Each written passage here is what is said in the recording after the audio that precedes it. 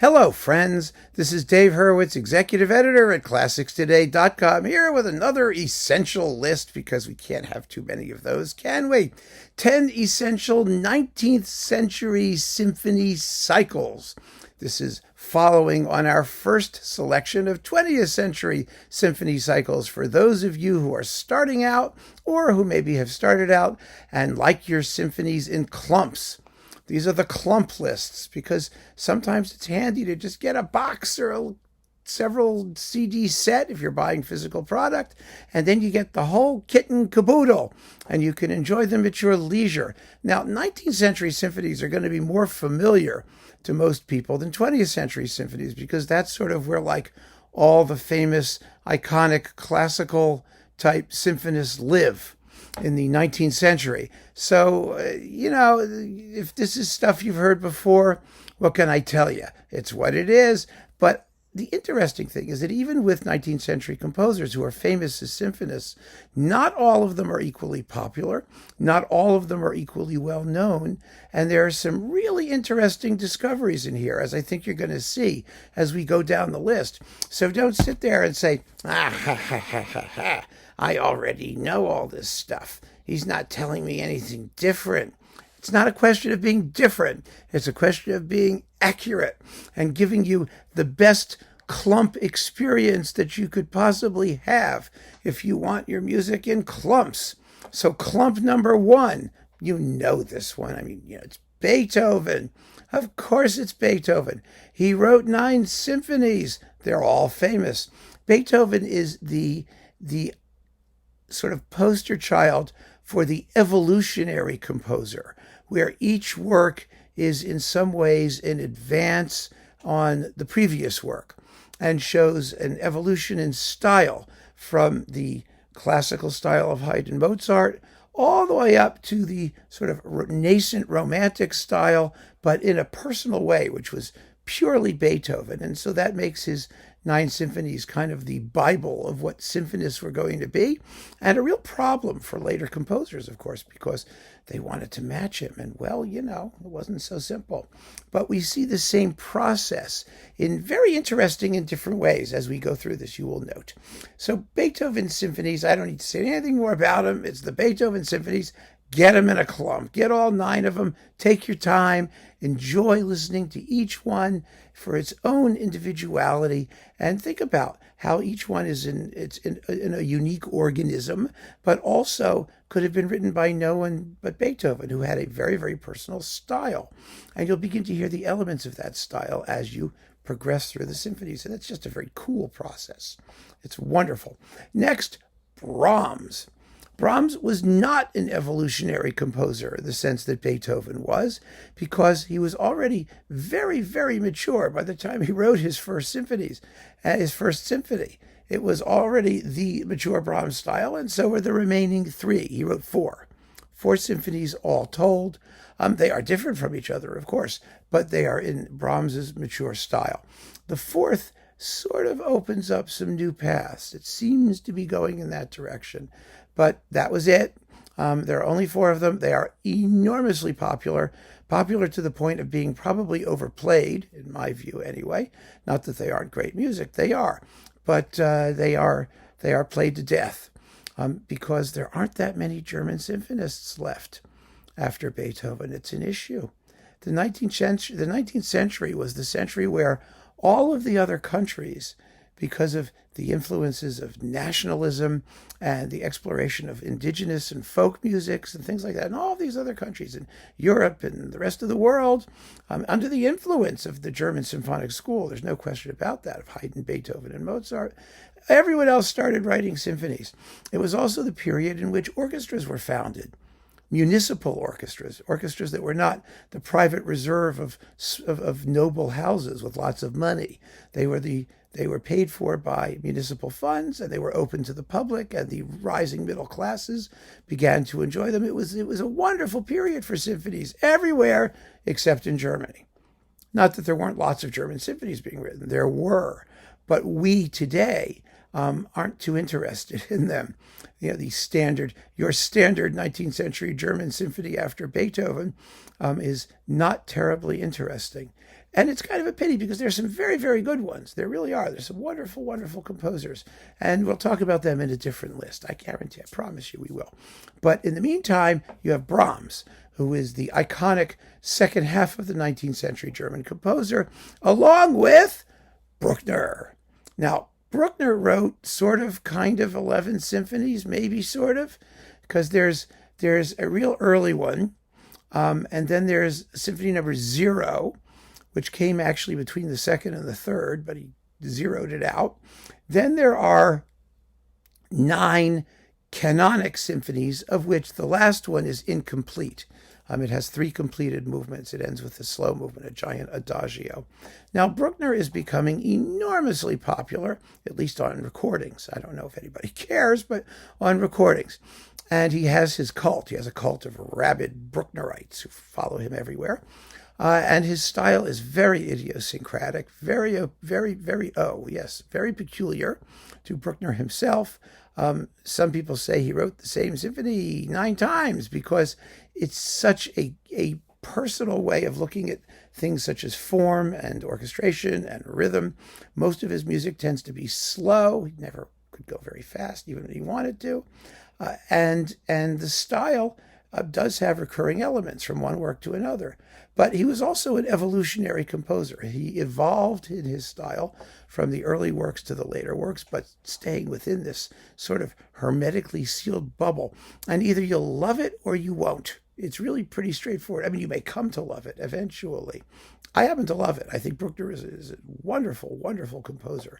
But he's so curious and peculiar for the 19th century, particularly, that, I mean, you got to listen to it. You always have to listen to it. He had an amazing ability to write music of great spirituality and inwardness, especially his slow movements, which are some of the greatest adagio slow movements in the world, I mean, that anyone ever did. So he's definitely worth considering, but he may be an acquired taste, and that's only fair to say. Next, well, we're going backwards. He's not strictly chronologically here, but it kind of sort of is. Schubert. Yeah, Schubert. Schubert's wonderful. Schubert wrote 8 symphonies, sort of, kind of. Sort of, kind of, because Schubert had none of his major orchestral works published in his lifetime. He had very few opportunities for performance. He wrote songs primarily, songs and chamber works, and died very young of syphilis. And, he was basically a kid. I mean, he was, how old was he? 31 or something like that. I mean, 29. He was very, very young. And as a result of that, he left all of his output in, it was a mess of partially completed, sometimes completed, relatively completed. I mean, it was really, it's a disaster. And it's very hard to find how much he actually wrote and pin it down. As far as the symphonies go, there are 8 symphonies numbered 1 through 9 because there is no 7. But nowadays you will see 9 reduced to 8 and 8 reduced to 7. 7 or 8 is the unfinished, and 8 or 9 is the great C major symphony, even though that may not be the order. It's just, you don't want to go there. 6 of the first 6 symphonies are early works, lovely works in a post-Haydn and Mozart style. The 5th is the best known of them all. It's a beautiful essay in sort of faux Mozart with some gorgeous tunes. And then you have the last 2, the unfinished and the big 9th, the big C major symphony subtitled The Great. And they are great. They are wonderful. Then there are the ones he didn't write that lots of other people have completed. There is a 10th. There is a symphony in like E major that he wrote all the way through, just a melodic line with no harmony, no nothing, that some people have completed. Some people have tried to finish the unfinished. Then there's the grand duo for 2 pianos, which is really a symphony. I mean, it is. And it's worth hearing the orchestrations of that because it's a great Schubert symphony that other people have orchestrated. Joachim did an orchestration of it, for example. And it's really quite wonderful and an amazing piece. So there we go. I mean, but the basic Schubert symphonies are 8. So after Schubert, we have to do Schumann. Robert Schumann. He wrote 4 symphonies. Number 4 exists in a couple of versions.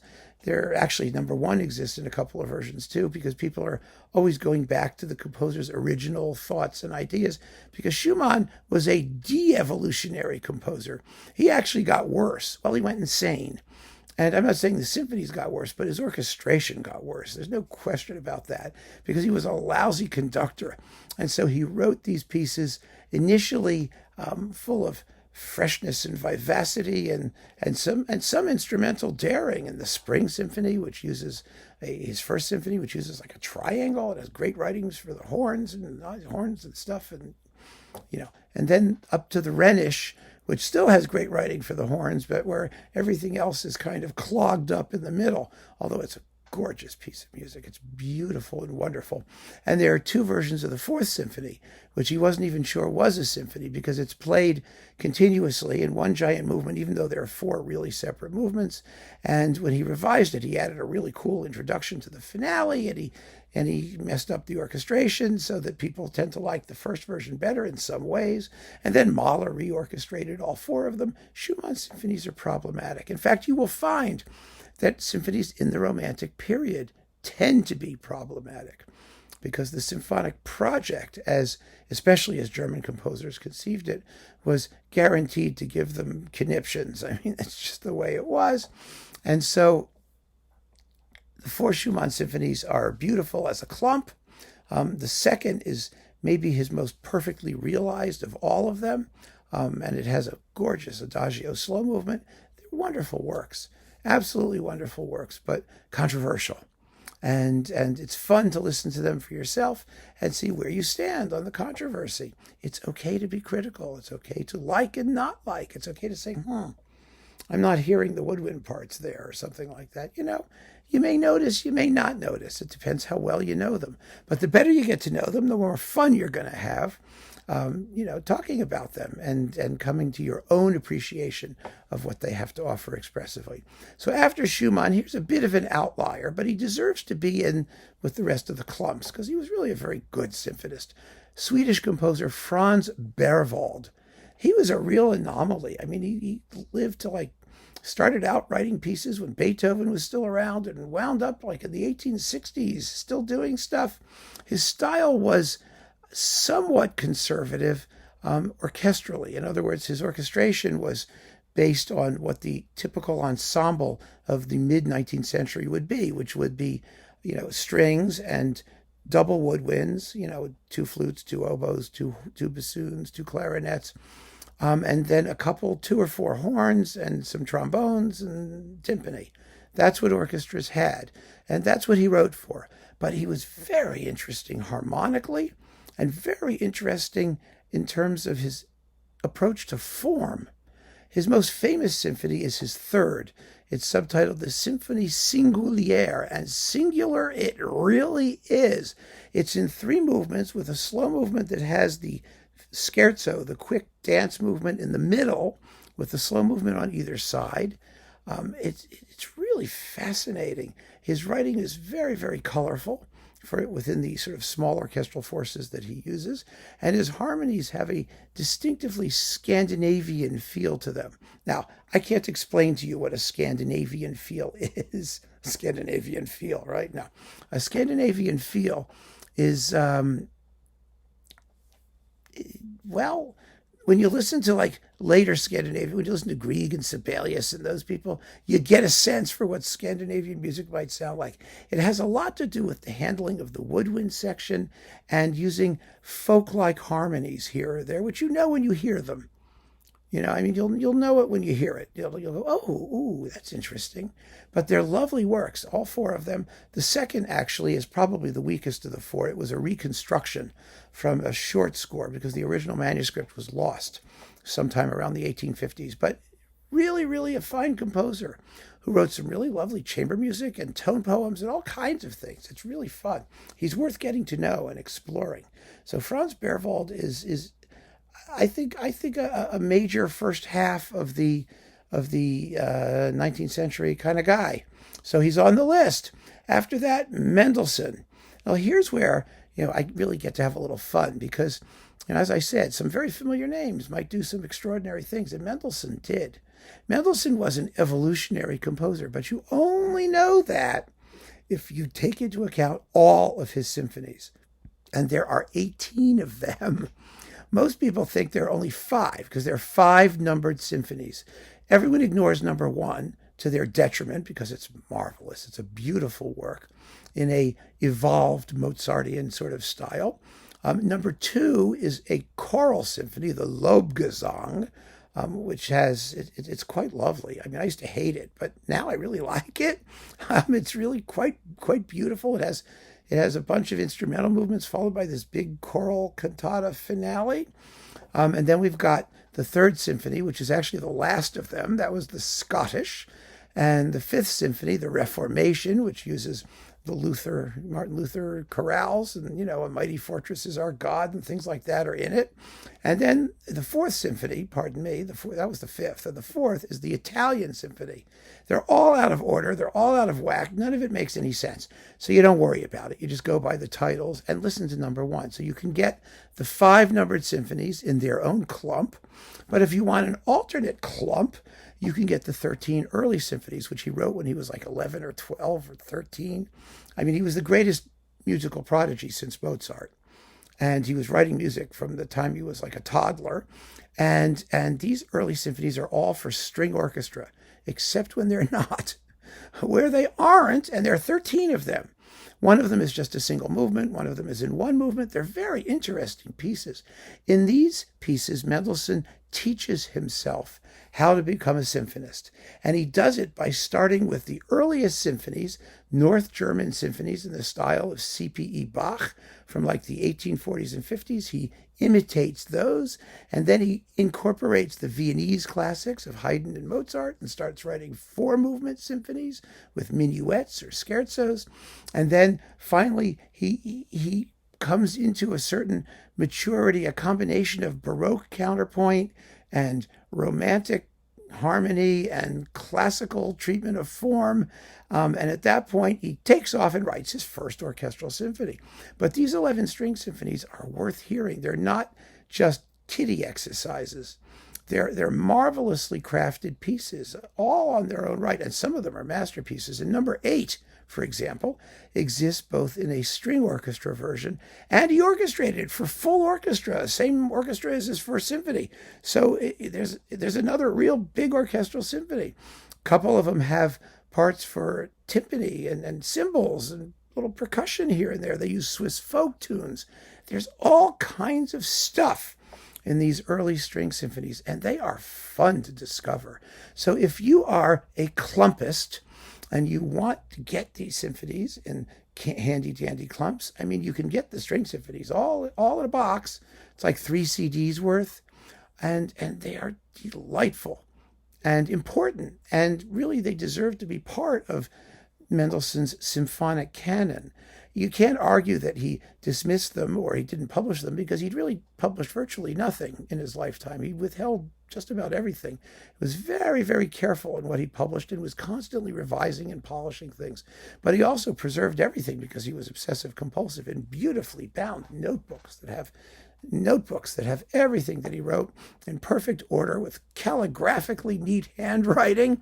So yeah, he was a major symphonist, much more major than he gets credit for being. And the entire series shows how he evolved as a symphonist from his toddler beginnings to a mature master. Really, really wonderful series to explore. Next, a composer nobody talks about when it comes to symphonies. Another one, but he deserves to be discussed. Camille Saint-Saëns, the French composer. Saint-Saëns was the great instrumental and orchestral music composer of the 19th century in France. There was Berlioz too, but Berlioz didn't do a symphony cycle. Berlioz just did things, individual works, so he doesn't get on this list. But yeah, I mean, he's elsewhere. He's on other lists. You don't have to worry about that.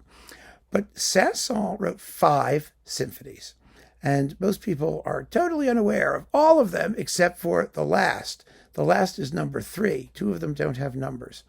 It's the Organ Symphony, which is glorious, one of the major iconic works of the Romantic symphonic repertoire. It's totally fabulous, interesting formally, and it has a huge organ part, and it has a piano part, and it's just marvelous. But the earlier ones are not negligible. They're beautifully crafted works with lots of fun orchestration and stuff going on in them. I mean, there's one that uses 4 harps and sax horns and all kinds of stuff, and they're lovely. They're really lovely. A couple of them are very early. They're in a kind of, Mozart / Mendelssohn style. But he also certainly evolved as a composer as he went through his cycle. And they're just full of good tunes, and they're pellucidly written with typical French, point. The French love clarity and just, what can I tell you? Frenchosity, Frenchness. It's like Scandinavianness. You begin to get a sense of all of these styles when you listen to these composers. But the 5 Saint-Saëns symphonies are a find. They're a real discovery. And people, I think, a bunch of them have been recorded recently. There have been a bunch of cycles. They've kind of been rediscovered in recent decades. They are worthy of your attention. Besides just the third, the organ symphony, you should have them all. Get them in a clump. You can get them all on 2 CDs. So, I mean, it's a pretty good deal, actually. 2, 3 CDs, sometimes 3, depends on what the timings are. But, they're worth hearing. Next, Dvořák! Yay, Dvořák! Possibly the greatest composer of the entire second half of the 19th century in terms of his versatility. Because he did everything. He wrote operas, he wrote chamber music, he wrote symphonies, he did overtures, he did suites, he did choral works and religious music. And it's all fabulous. I mean, my goodness, he was talented. And he wrote 9 symphonies. And boy, was there a mess in talking about the Dvořák symphonies, because for a long time it was believed there were only 5. So everything was misnumbered. The early Dvořák symphonies, 1 through 5, were like this. Number 1 was number 6. Number 2 was number 7. Number 3 was number 5. Number 4 was number 8. Number 5 was number 9. That's what the early numbering of Dvořák symphonies was. But now they're just numbered 1 through 9 because all of the earlier ones have been discovered. Some of them were published, but, Dvořák, their history sort of wrote them off. And there is not a single Dvořák symphony that doesn't have amazingly beautiful material in it. Some of them are more formally successful than others. But number 3 is a masterpiece. Number 5 is as good as unknown. It's a screaming masterpiece, and it became the model, I believe, for Brahms' 3rd Symphony, actually. I mean, you can sort of show that rather clearly. Really, really astonishingly great stuff. And beautiful, beautiful music. And you should hear all 9 of them and just enjoy them one after the other, because you will. They're great pieces. Then we have Tchaikovsky. Now, Tchaikovsky, who is our number 10, Tchaikovsky is famous, like Dvořák was, for his last 3 symphonies. Dvořák's most famous symphonies were 7, 8, and 9. And you can usually get 7, 8, and 9 in mini clumps, in little 2 CD sets or something like that, or 2 streaming digi sets, whatever they are. And Tchaikovsky has a mini clump of 4, 5, and 6. Which are his mature symphonies, his late symphonies. But 1, 2, and 3, again, are full of gorgeous music. They're beautiful. 1 is very precocious, and he revised 1 and 2 extensively to sort of bring them up to date and up to his later standard. There's no reason to ignore them the way they usually are. They have fantastic, expressive melodies, and there is a 7th, the Manfred Symphony, which is sort of like a 4-movement tone poem type thing, but it's called the Manfred Symphony, so I include it in the Tchaikovsky symphonies. It's based on Byron's Manfred. It has some of his craziest orchestration and most hysterical climaxes. People tend to either love it or hate it. I think it's splendid. I really do. It's just great stuff. So that's Tchaikovsky, who you're going to know some of anyway, but don't neglect 1, 2, and 3. So you see, this list has familiar names, but within those familiar names, there are some things to explore and surprises. And it's good to get in as a beginner, because if you get the clumps at the start, you can take your time and and get to know the composer's whole. Hear how their work changed, how their style evolved, if it did. If it didn't, what kind of composers they were, what their characteristic fingerprints are. It's all just a wonderful sort of quest, a delicious musical extravaganza, a safari. And you're going to see many strange and fascinating and beautiful creatures on your safari through the Romantic period. So keep on listening, friends. Thanks so much for joining me. Take care.